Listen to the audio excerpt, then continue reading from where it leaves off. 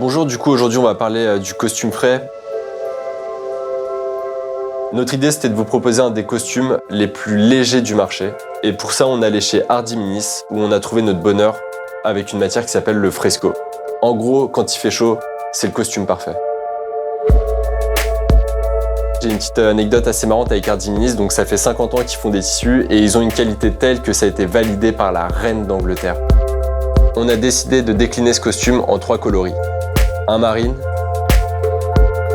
rayé et un gris anthracite. Le premier problème sur vos costumes, c'est une toile qui n'est pas assez respirante.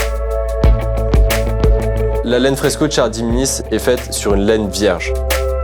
En fait, le fresco, c'est simple, c'est un fil qui est retordu sur lui-même. Ça permet d'apporter une aération et une souplesse inégalables.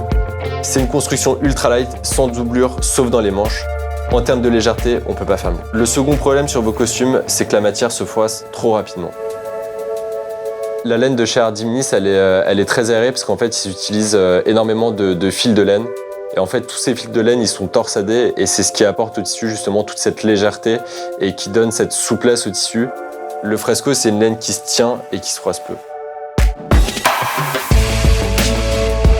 Le troisième problème, c'est qu'en général, vous vous retrouvez avec des costumes qui ont une coupe bancale.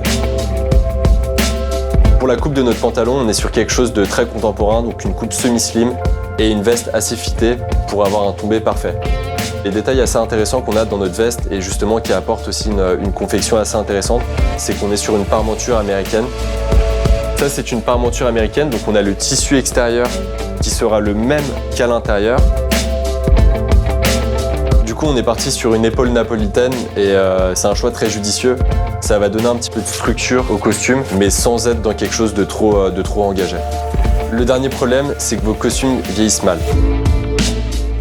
Donc du coup, en termes de confection, on est sur une veste qui est semi-entoilée. Comme je vous l'ai dit, on a des parmentures américaines, une épaule napolitaine et pour apporter un cachet à la veste, on a surtout mis des boutons en corne.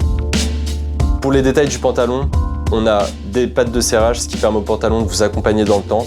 On a des passants de ceinture, bien évidemment, une poche ticket et surtout un grip Waikaka incassable. En termes de durabilité, on a vraiment renforcé tous les points d'usure classiques d'un costume. Dernier tips pour la durabilité de votre costume, lorsque vous le déposez chez le teinturier, déposez toujours le pantalon et la veste en même temps pour éviter les décalages de teinte.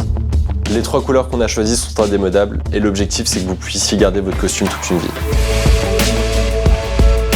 C'est frais, c'est léger, ça respire et surtout ça froisse beaucoup moins que n'importe quel tissu aussi fin. Ce costume-là, il a un petit peu tout terrain dans la mesure où si vous voulez être classe, vous pouvez porter l'ensemble. Et si jamais vous voulez être dans un style moins formel, vous pouvez dépareiller la veste et le pantalon avec d'autres pièces de votre vestiaire. À bientôt et j'ai hâte de vous croiser à un mariage avec notre costume.